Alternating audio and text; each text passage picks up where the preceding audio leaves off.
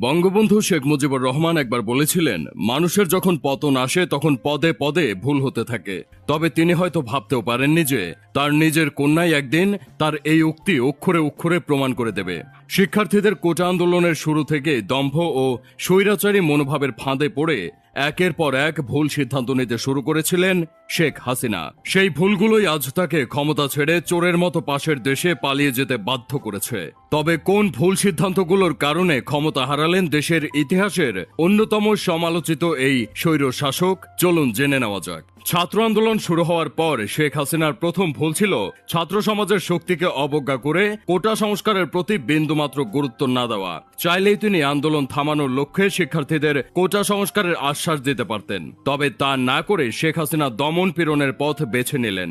এছাড়া 14 জুলাই চীন সফর শেষে দেশে ফেরার পর এক সংবাদ সম্মেলনে শেখ হাসিনা আন্দোলনরত শিক্ষার্থীদের